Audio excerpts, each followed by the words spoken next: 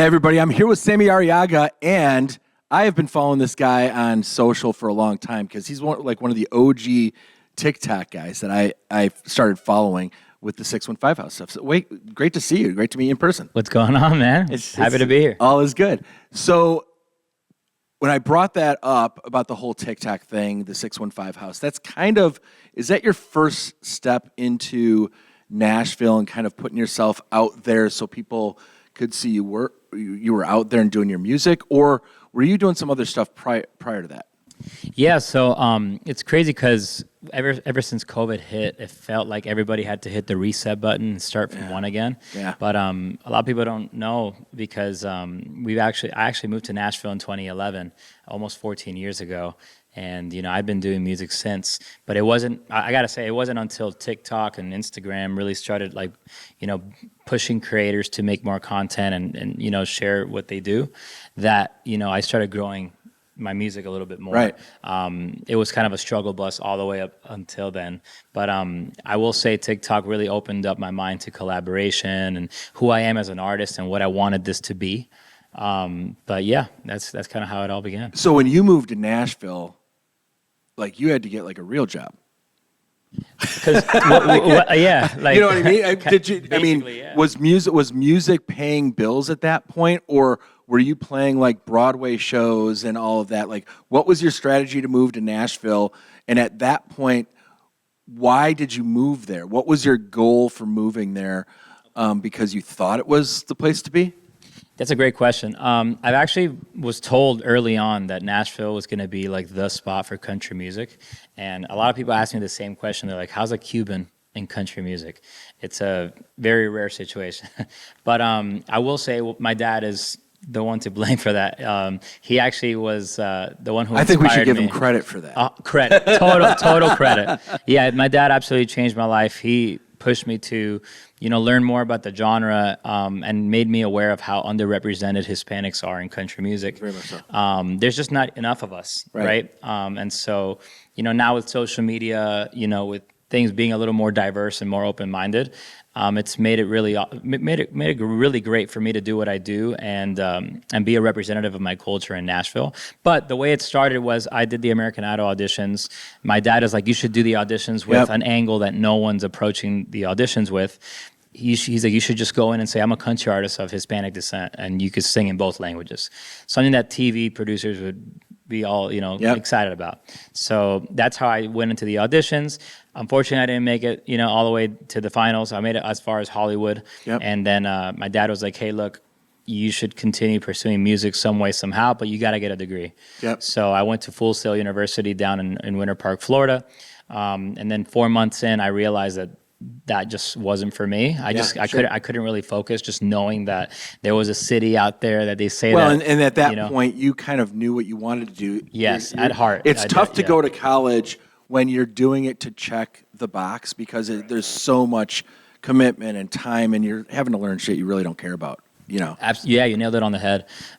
It was just really hard to focus, and even my friends from college were like, look, just pack your things and go. What else you got to lose? Right. And so what I did, I love telling this story. It's one that whenever anybody asks me about how was your move to Nashville and how did that all come to be, I tell them that back in the day when I used to collect CD cases, the jewel cases, they had the little booklets on the inside, right? Yep. And so I would open those booklets and I would literally go through all the songs and all the producers and the writers and the engineers, and I would take the first and last name of all the people that were involved, and I would go to Facebook at the time because that was the only platform that I can connect with anybody on, and I would just copy paste, and I reached out to hundreds of people that were credited in the albums that inspired me to do country music.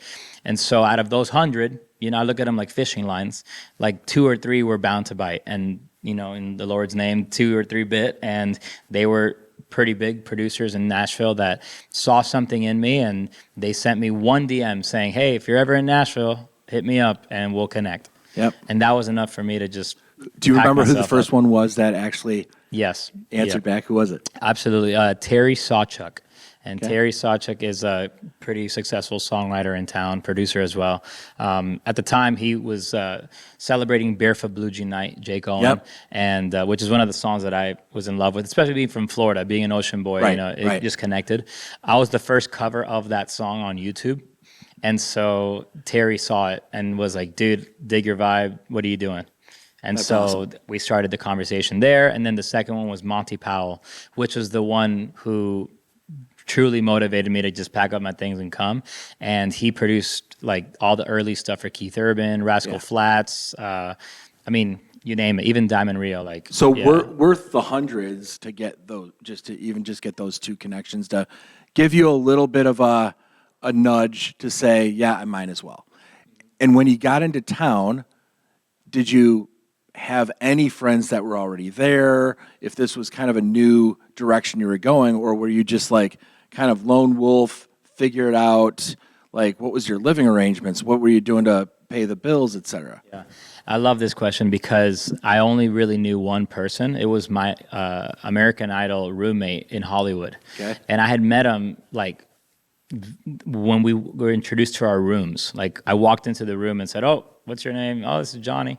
And we met then and there, and we were friends for like, you know, a couple of days, and then he stayed in touch, and he was like, "Hey, if you're ever in Nashville, me and my family live up in Hendersonville. We got a couch." And we got a garage that is actually converted into a guest area with like an air conditioner and Oh, hell yeah. and all that stuff. So I'm like, all right, well, if this is happening, then I might hit up Johnny when I get out there. So that's what happened. I moved to Nashville. Like maybe like a week in, I hit up Johnny and I'm like, "Hey man, like I'm here already. Actually, I'd love to, you know, explore that. That idea you told me about staying with you." People So, don't understand, because I don't think there's a lot of industries where you're forced, or at least you feel forced, to pick up and move to a specific city for a specific purpose, and that purpose doesn't include a job.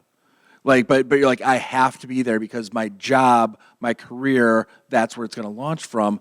And you do it with blind faith, and you do it with no real financial purpose involved with it, but knowing you've got to figure it out. How many times did you question that in the first 6 months? Or were you always kind of like working hard, staying the course? Or did you say, I don't know, this might not be it?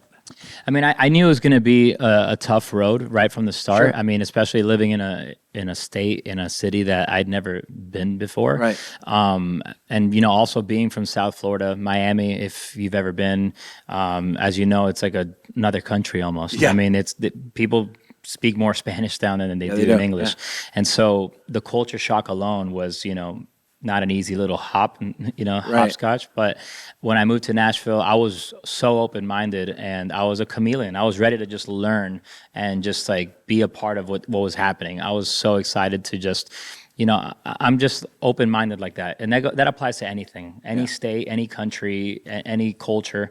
I love to immerse myself in things that make me uncomfortable. I feel like that's what life should be, is just immerse yourself and just learn about the beauty of the earth.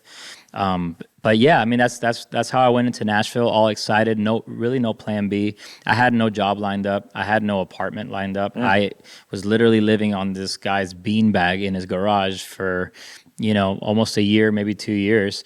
And, you know, that led to, you know, me understanding the town more, understanding how the music industry works. And little by little, I just started to attend like music industry events, you know, spreading my name around, letting them know that I'm here now. And it was, honestly, I wouldn't trade it for the world. It was some of the best days of my life. When did you actually start to write your own music? Was it writing songs yourself, or did you start to find people to co-write with? And what was that whole experience before you started to feel like you had legit songs that you wanted to record that represented who you were, and you were proud of it for people to listen and say, hey, this is who I am as an artist, you know, take a look at me? How long did that take? It took a minute because in Miami, I started with singing, and then I taught myself how to play the guitar on YouTube. Okay. I went on YouTube and put how to play the G chord, the C chord, the D chord. And then little by little, I started, you know, studying some of my favorite artists like Vince Gill, Keith Urban, and I realized that a lot of them write their own music. And so I'm like, okay, so if I want to do this thing in country music, especially, the essence, the heart of country music is the fact that most artists especially back in the day, yeah. they all wrote. Most of Right. them wrote most of their own music. And so I'm like, okay, if I want to do this, if I want to be a name in country music, I want to be able to tell my story in a way that no one else can. And so I started just pushing myself to write, even though it wasn't the greatest, obviously. Sure. I took the leap of faith and you fell in love with it and never looked back. So I just started little by little, So you've been in Nashville now for what? How long? about 14 years.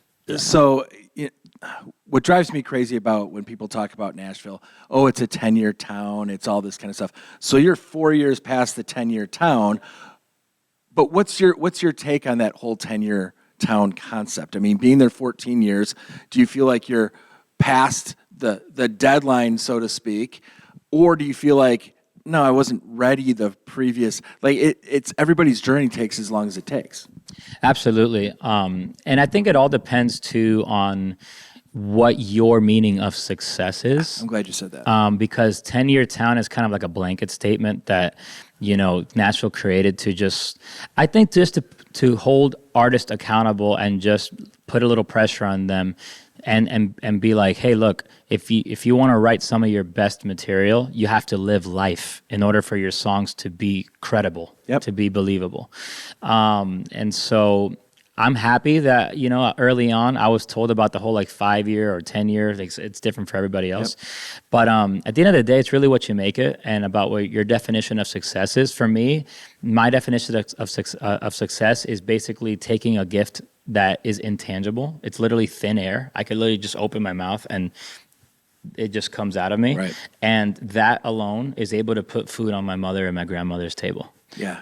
And so that is my definition of 10-year town. And if that's the case for me, You're successful. I made it already. Yeah, I'm already successful. absolutely. The rest is just icing on the cake. So. It really is. When did you start taking the twist of singing English, Spanish versions of songs? Because when I first saw you doing that, like regularly doing that, I immediately, fell in love with it, because if you hear somebody sing in another language than your own, you literally don't know the words at all. Even if it's a song I've never heard, it's not a cover song from Morgan Wallen, whatever, there's just something magical about hearing another language being sung properly. You just, you are amazing. Like, I could just listen to you sing in Spanish, like, all night, and I might not know a damn thing you're saying. And when did that start to be a big part of some of your success in music versus just something that meant a lot to you? I mean, obviously singing in Spanish means something personal to you, but when did it actually start to creep into being, this is part of my career path? I love this. I've always been a huge advocate of, especially being a representative of my culture in country music. I really do stand by the fact that like an artist doesn't necessarily have to look or sound or speak in a certain language or look a certain, you know what I'm saying? Like you don't have totally. to you just being is enough, right?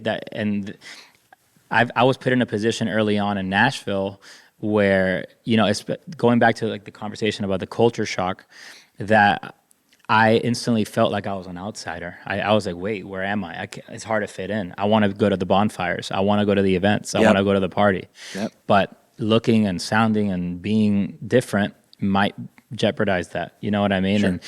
And I wouldn't say I faced a lot of it early on because everybody was very welcoming. I want to make sure, shine a light on that. I was always treated with love, always, embraced and invited. But there was still that small little thought in the back of my mind of like, I gotta play the game, or I gotta fit in a little bit just so I can continue this momentum. So, I obviously dressed a certain way in Miami. I used to be Mr. Flip Flops and cargo shorts. And then I went to the mall and bought myself some jeans and my first pair of boots, which I still have in my closet.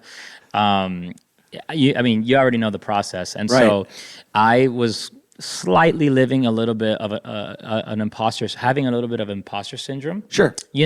But I was okay. Trying to feel your new brand. Yeah, and I was open to it though. Yeah. I loved right off the bat. I loved the culture. I loved that feeling of being in a different place. So it wasn't like I was against it. No, right. But deep inside, I was like, okay, I'm acting different than who I was in Miami for 18 years of my life. Yep. And I have to embrace this. I want to embrace this.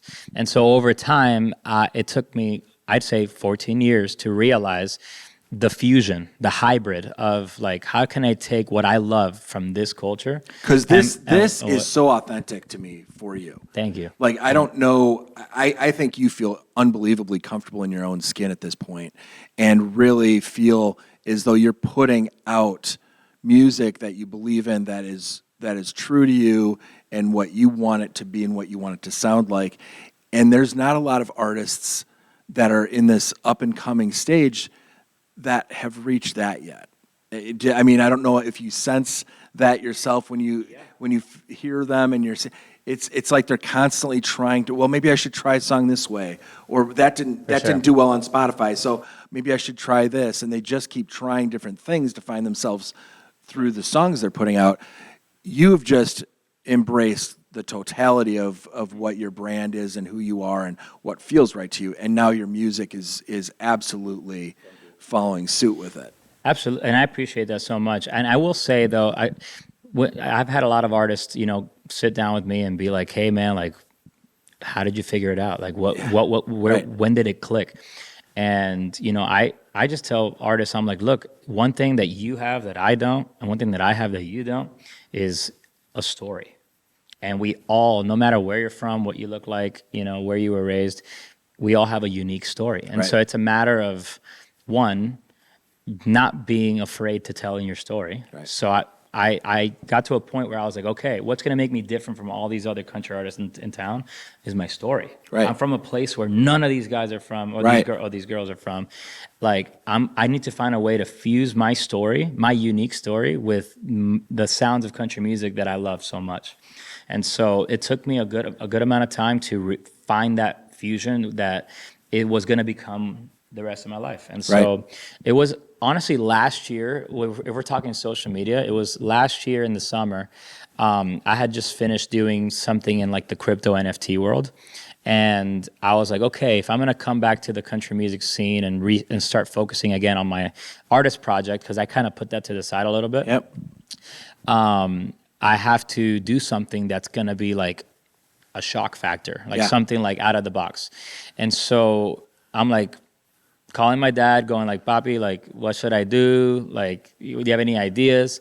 And he's like, "Well, have you ever thought about translating some popular country songs to Spanish?" Brilliant. Absolutely. And my dad being an entrepreneur, and he's like, "Why don't we just hop on a FaceTime, go to Google, pull up the lyrics, and we'll literally go line by line, and we'll try to match the original melody as much as possible while still remaining like, while it's still sounding cool in Spanish, because things, even if they directly translate from Spanish to English, might not sound or right. English to Spanish, it doesn't sound right in when a you're different singing. language. Yes, you could translate it, but it might not sound as cool as you would say it in everyday flow. Right. So that's one thing that a lot of people online, when they go on the comments and they're like, "Oh, this isn't right. Oh, you da da da da."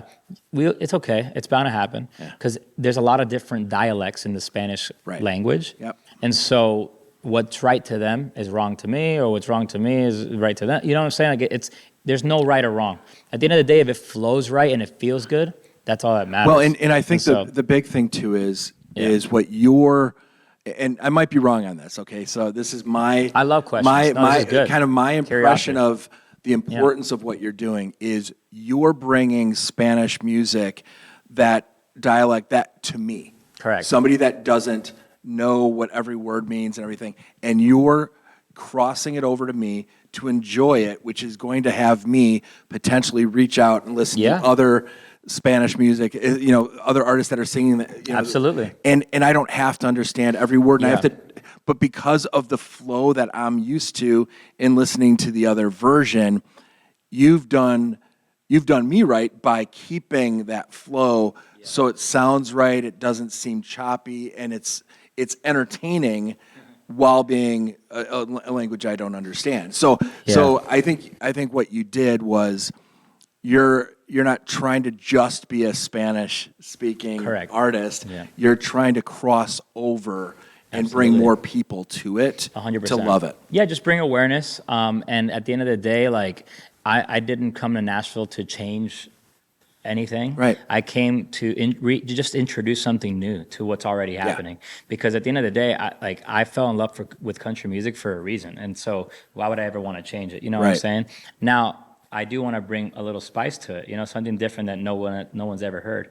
And you know, going back to what you just said, one thing that's become a huge heartwarming thing when it comes to these videos on social media, I've seen comments from like super white guys that are like, I have a Mexican wife, and because of this version, me and my wife have never connected more over the genre. Yeah, I love that she never listened to. She'd listen to it because I was driving and I'd play it in the car, and she'd be like drifting away. But now that like it's in her language, we can bond over that. We're dancing in the kitchen. We're dancing for, you know, at the wedding or whatever it is, quinceañeras. So it's bringing two worlds together by simply translating a song that they're already familiar with to a different language. Yeah, that's right. That's personally what I love about it and what's really drawn me to it. You're unbelievably entertaining. The tone in your voice, like to be able to flip flop from both, and still like have two completely different kind of sounds and vibes, but still know it's you. Like I could hear somebody playing, you know, your Spanish version, and I'm going to know it's you because of the way you're singing. I think it's amazing what you've done. What's next for you? Like where are you going? What's like everybody's in this like, okay, I've got to release a song every 6 weeks. I have to do this. Like what's your regiment look like for 2025? What are you most proud of for what's coming in the next 6 months? What should we be looking for? Man, I love this. I've, you know, like I said, I've been in Nashville now for 14 years. You know, we've been fortunate enough to be signed to the majors before, no longer on a major. I was a Sony for about a year or two, and then, you know, some industry stuff, you know, reformation happened, and it was a blessing in disguise. You know, I got dropped. Some people might see that as like, oh, why? And I'm like, don't even ask why. Like, this is a blessing. Most artists are stuck on a shelf.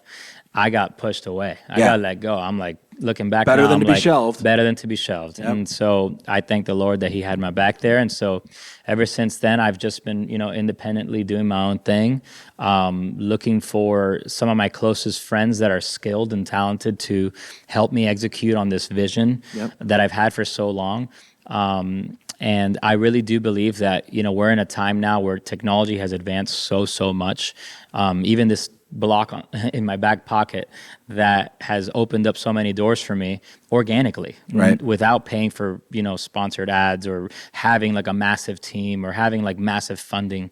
You know, I've been able to accomplish so many different cool things on my own with my own two thumbs and a circle of collaborators that are just masterminds that you know, aligned with me on this vision of mine. Especially with how niche what I'm doing is. I understand that it's hard for others to, you know, as an investor to like put money or put time into something that they can't compare. There's no like, you know what I'm saying? There's no like case study. We're a brand new thing, right? And so I totally understand that. And so I've decided to take the reins on everything. I created my own label. It's called Dead Rose Records. It's not a big label whatsoever. It's just me at the moment. But we're going to be announcing something very soon that's very exciting for my career, also for, you know, the long term, because I understand that, you know, I might have maybe 20, 30 more years of artistry ahead of me, but I also want to think ahead and be like, okay, what if I become a producer? What if I become a publisher and want to sign other writers to help me and others write songs? Or, you know, if I want to have like a creative company. That's what Dead Rose is. You know, I hate using the word records or label because I don't want it to be that. That's just what the everyday person can latch onto. But in reality, it's just a creative This is your like an project that you're incubator. doing- It's yeah. an incubator. Yep, absolutely. And so I'm looking for people that are creative and inspired and that align with me on, on both business and creative side. So that's already in the works. I'm going to be putting out all this new music that we've been writing over the last couple of years. It's going to be coming out in 2025, and hoping to hit the road as well. Because we will haven't the been new touring music, much. will it come out 100% in English and then also 100% in Spanish? Correct. Yep. That's so fantastic. every song, I've made it a personal goal, and the team also agreed, is that if I do anything in English, it should always have either a Spanish or a Spanglish version. Yeah. Because we can. Spanish is my first language, which is something I didn't mention earlier. I spoke Spanish my whole life in my household with my mom, my grandma, and my dad. And then at school, I spoke English with my friends, and I'm very thankful that I was raised in that kind of environment, Right. because now that skill, which is, I wouldn't call it a skill, but in my situation, it's now a skill Yeah. that I could apply to what I do for a living, and that is music, and I'm very thankful for that. That's awesome. Well, thank you for taking the trip up to Interstate Music and checking us out, our spot down in Nashville and everything like that. awesome. I know we've done some things with you, but looking forward to just following you, paying attention to what's going on, excited for you, and like just proud of how you've handled it. Just the way you've moved through your career with the positive outlook on it. When you're taking a path that nobody has kind of paved for you yet. So it's pretty exciting to see that, and you're a great guy to boot. So thanks for coming in. Thanks Been great, so much, brother. Great chance to Appreciate you, get to man. meet you. Everybody, this is Sammy Arriaga. So check him out, and I think you'll know what I'm talking about.